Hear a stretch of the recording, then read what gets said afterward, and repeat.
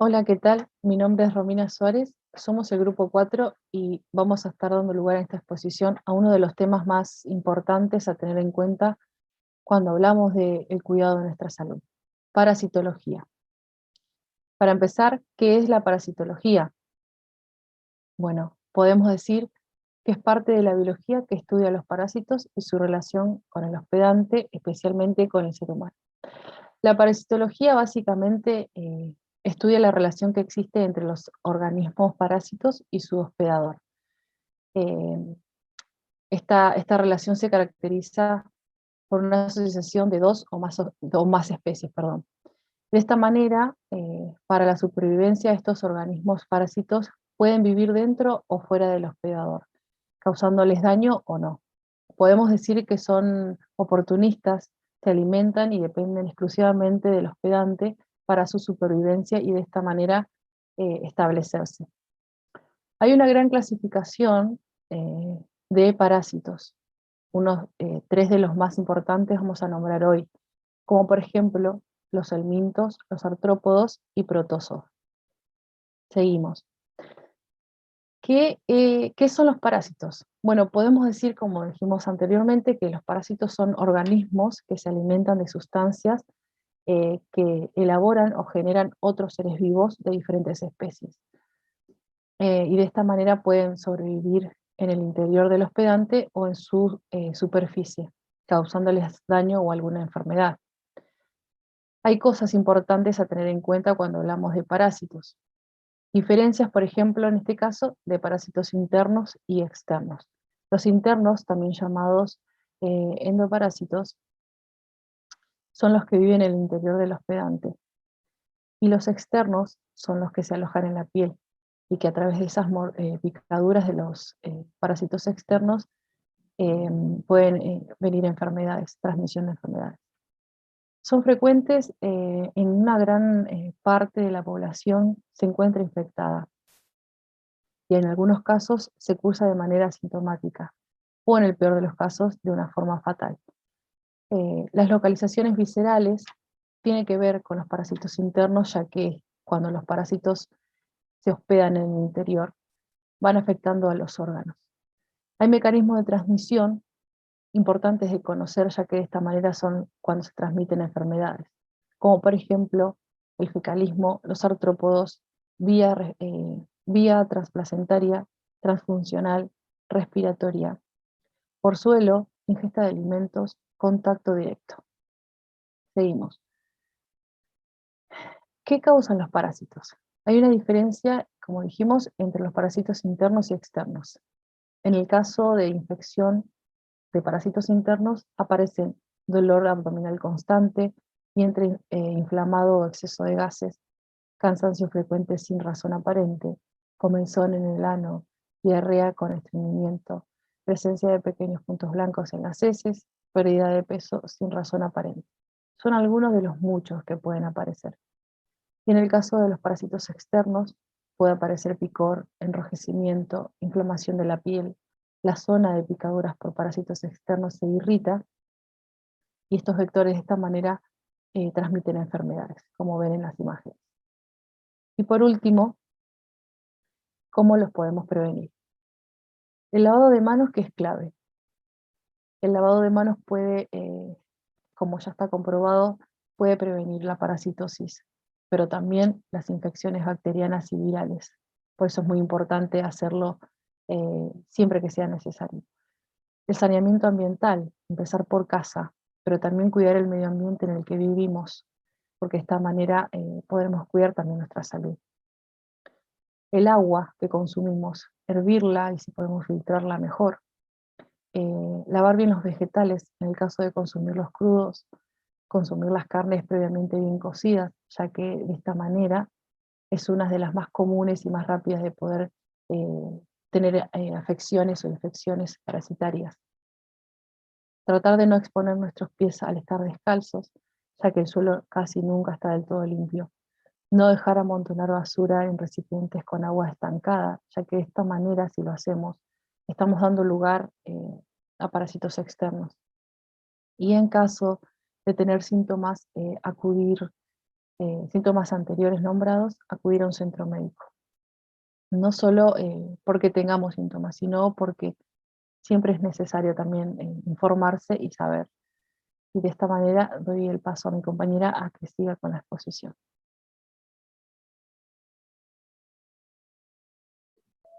Bueno, a continuación de lo que habló mi compañera, yo voy a hablar de los protozoos.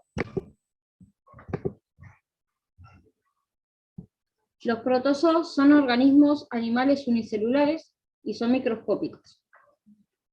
Pueden ser de vida libre o de naturaleza parasitaria.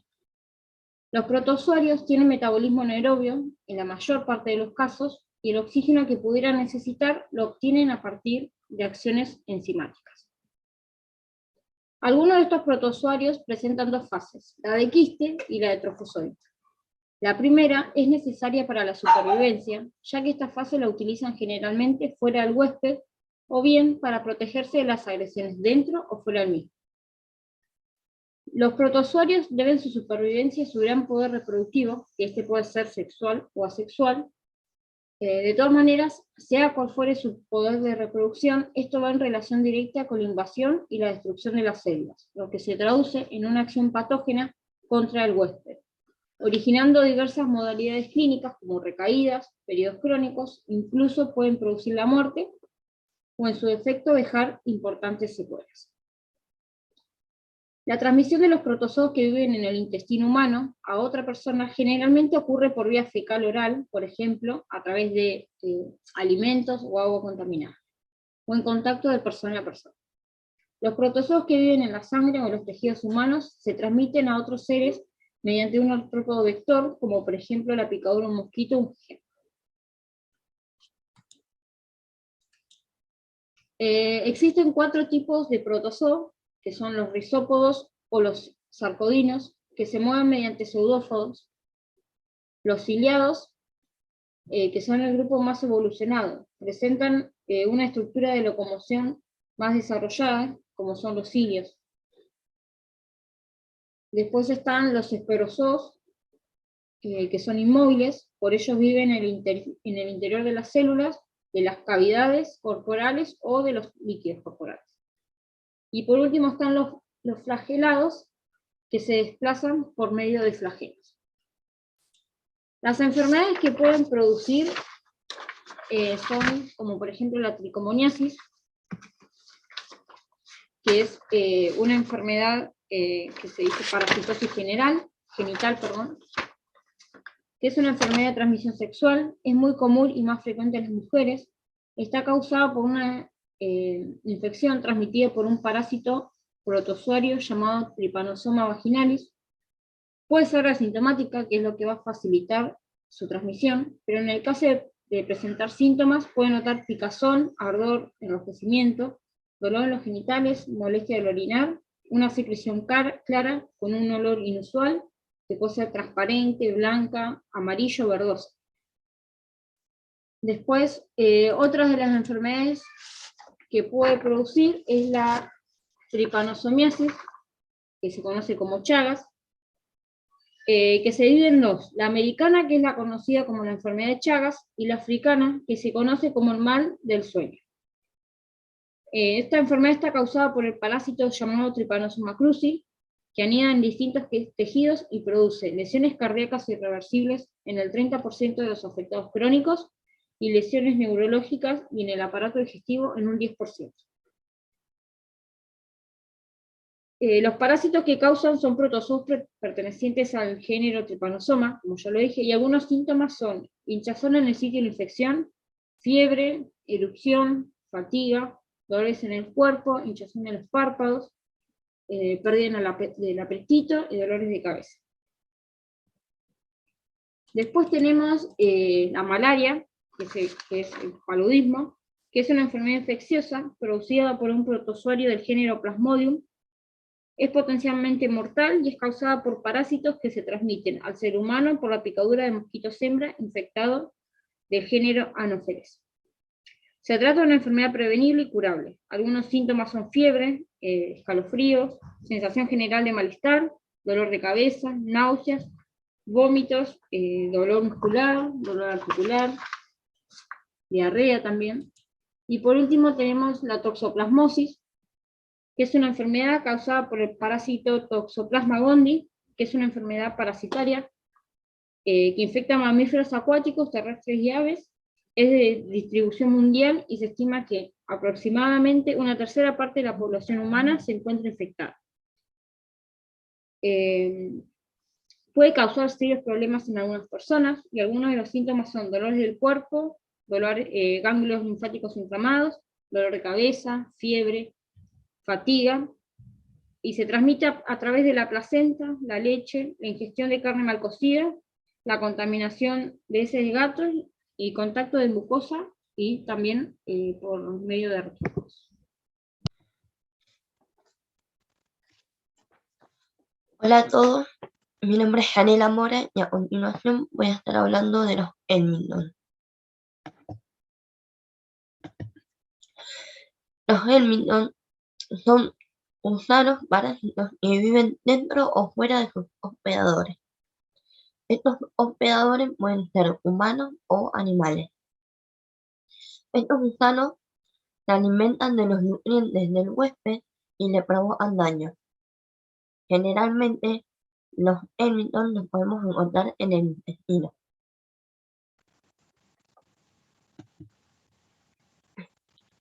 Los helminths son metazoarios porque son organismos pluricelulares. Son animales invertebrados de cuerpo alargado, con simetría bilateral y órganos definidos. No tienen extremidades y cuentan con una reproducción asexuada y en algunos casos sexuada. Tienen un tamaño variable y oscila entre décimas de milímetros a varios metros. Pueden ser de vida libre o naturaleza parasitaria.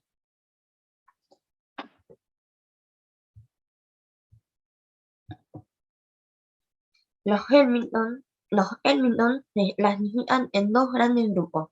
Estos son los platelmintos y los nematelmintos. A continuación, mi compañera explicará estos grupos y después yo mencionaré algunas de las enfermedades que provocan los helminths.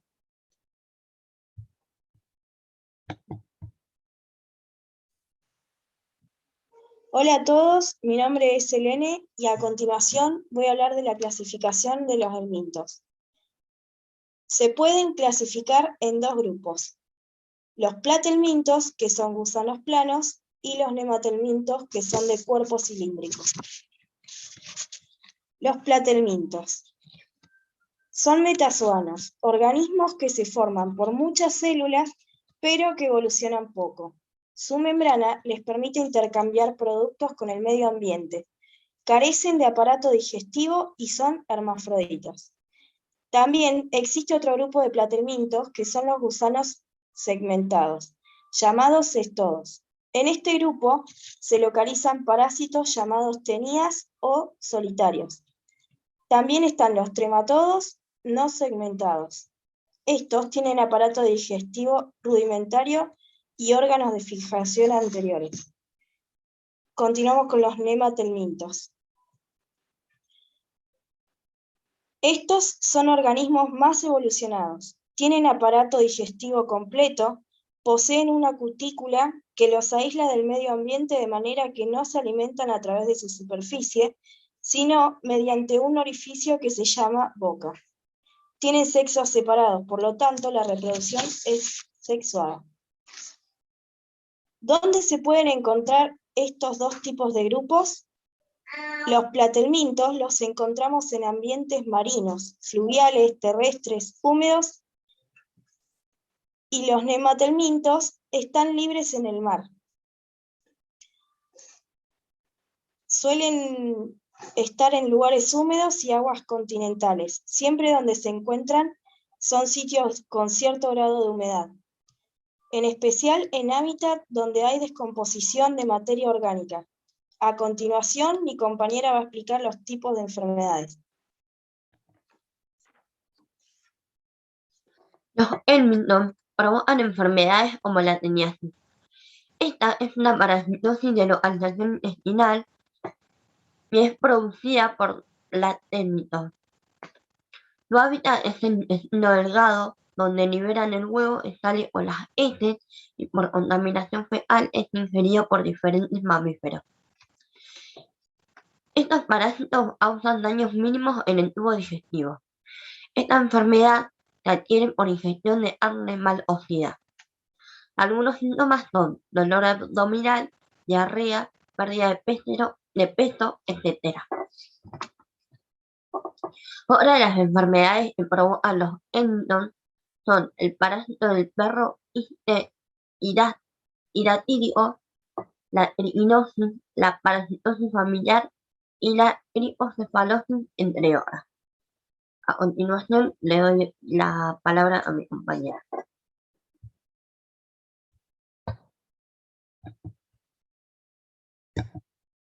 Hola, mi nombre es Tiziana Marcialetti y yo voy a hablar de los artrópodos. ¿Qué son los artrópodos? Se conoce como artrópodos a un conjunto evolutivo de animales invertebrados de organización compleja, provistos de un esqueleto externo, cuerpos segmentados y patas articuladas. Existen insectos de importancia médica, ya sea porque actúan como transmisores de agentes biológicos, productores de enfermedad como virus, parásitos o bacterias, o bien por el hecho de que algunos insectos producen directamente daño al hombre. Este daño puede ser mínimo, como una picadura de mosquito que deja una roncha, o también hay cosas de evolución fatal, como la picadura de un alacrán o la mordedura de una araña. Los artrópodos se clasifican en insectos, crutáceos, arácnidos y miriápodos. En este caso vamos a hablar de los insectos y los arácnidos. ¿Qué son los insectos? Los insectos son los artrópodos más abundantes. Tienen las siguientes características. Su cuerpo está dividido en cabeza, tórax y abdomen. Tienen 2 antenas en la cabeza y 6 patas en el tórax. Son terrestres y respiran por tráqueas, que son tubos situados en el abdomen, por lo que recogen el aire. ¿Qué son los arácnidos? Son una clase de invertebrados artrópodos quelicerados que se caracterizan por carecer de antenas y alas, estar dotados de 4 pares de pata y tener el cuerpo dividido en cefalotórax y abdomen.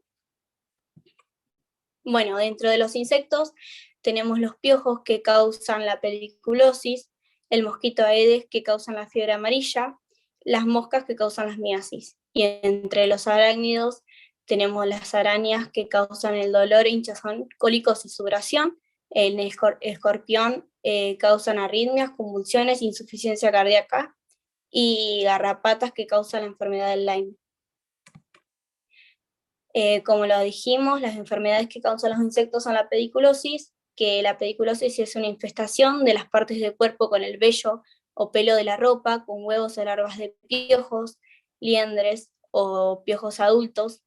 Las etapas larvarias de este insecto se alimentan con la sangre humana, provocando una gran picazón.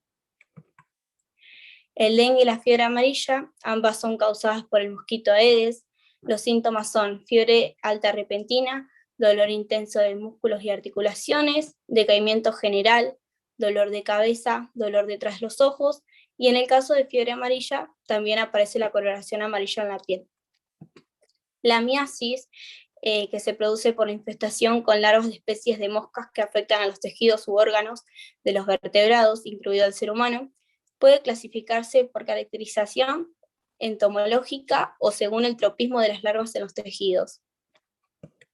El Chagas es una enfermedad infecciosa ocasionada por un parásito encontrado en las heces de la vinchuca. Los síntomas de esta enfermedad son la fiebre, fatiga, dolor en el cuerpo, dolor de cabeza, pérdida de apetito, diarrea y vómito. Las enfermedades que causan los arácnidos, entre ellas está el oxocelismo cutáneo, que es el veneno de la araña Loxoceles, y tiene propiedades necrotizantes, hemolíticas, vasculísticas y coagulantes. Y el cuadro puede presentarse bajo 2 formas bien definidas: el oxocelismo cutáneo y el oxocelismo cutáneo visceral o sistémico, menos frecuente. En la piel puede provocar graves alteraciones vasculares con áreas de vasoconstricción y otras de hemorragias que conllevan de inmediato la isquemia local y a veces a la placa gangriosa. Erupción cutánea, brote temporal de parches de piel enrojecidos con bultos, escama, picazón, posiblemente con ampollas y ronchas. La enfermedad del Lyme, que es una enfermedad transmitida por las garrapatas, ocasionada por la bacteria Borrelia burgdorferi, puede producir cansancio grave, cuello rígido y doloroso, hormigueo o entumecimiento de los brazos y piernas o parálisis facial. Bueno, por último, es de vital importancia seguir educando en la actualidad a la población sobre la parasitosis, considerando que al adquirir estos conocimientos del lugar en el que vivimos, sabremos qué herramientas usar y cómo aplicarlas con cada familia para el cuidado de la salud. Es que por eso, como estudiantes críticos y reflexivos, debemos trabajar para proponer estrategias o apoyar programas que hoy en día estén activos para mejorar la calidad de vida de la población en general.